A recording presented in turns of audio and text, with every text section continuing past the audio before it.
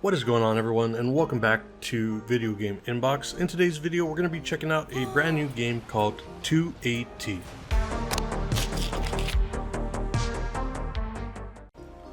Alright guys, so before we start talking too much about it, let's start off with the basics. The developer of 2AT is Uvula, and the publisher is Annapurna Interactive, which is an awesome publisher in my eyes.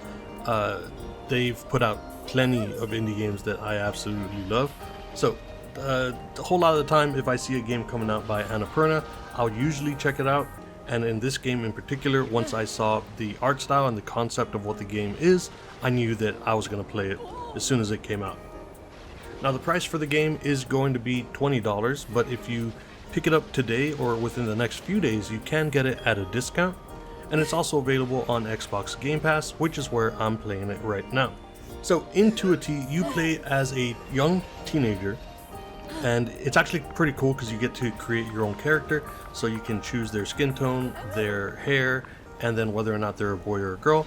You can also name your pet dog, which is a really cute pet dog in this game. That is actually, I'm not sure if it's a service animal for the purposes of what's actually happening in the game, but it is helpful in the way that the game works. Your dog helps you get dressed and it follows you around, shows you where to go within the map and things like that. And I'm not quite sure what the main concept of this game is, but if you guys have seen the trailers or anything about this game, you're pretty much stuck in a T-pose, and we don't exactly know why. Now along with that comes bullying and people making fun of you for being in a T-pose, and I think that's just meant to be able to relate to the character better. We all had issues whenever we were teenagers, had to be picked on by bullies in school or things of that nature, and I think this is trying to make a connection between those two things, between us in real life and the things that are going on in this crazy, weird world. And the reason it's crazy is not just because you're stuck in a T-pose. There are regular characters that just everyone talks to, that are giraffes and other weird animals that are just in the world hanging out and just talk to you like a regular person. So I think the way the game is going so far is that you're going to figure out how to maybe use your powers of your T-pose. We've already seen earlier in the game that you can kind of spin, and that causes some trouble but also helps out. I don't really want to talk too much more about that, but I think that learning about yourself and being comfortable with who your character is kind of the main goal of the story, and it's actually pretty cool so far. So on top of that, the way the game works is that it's divided into 8 episodes, and I'm on episode 4 so far, so I'm about halfway through the game. I've only been playing for a couple of hours. I've really been enjoying it though, and each episode is going to push the game forward towards the end. However, in between each one of the stories, you do have a map after the first 2 episodes, I think, that you can go into the open world and explore your little town. So you can go to school, you can visit shops, you can explore some mazes that are out at the park. Now as you're exploring the world, there are also some short mini games that are a lot of fun. Some of the ones that I did were a sandwich eating contest and a popcorn eating contest. Again, very, very short, very fun, but also kind of challenging.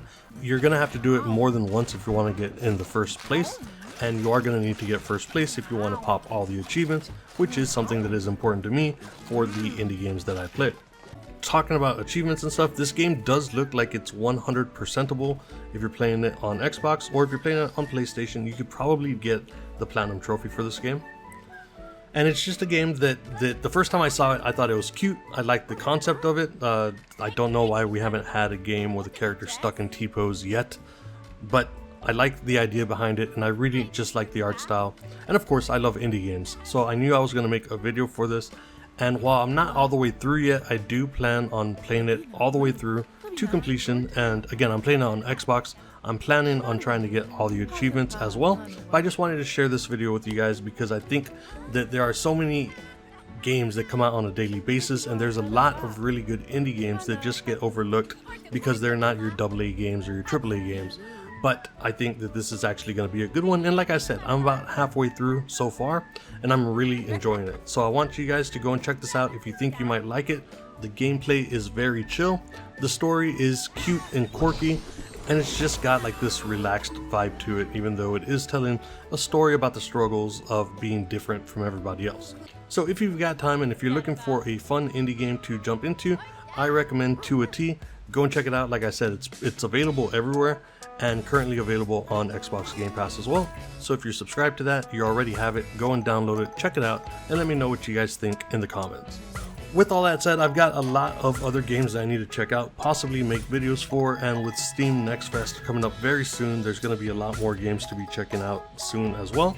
So I will leave you with this. Go and check this game out, and I'll be back with more awesome indie games.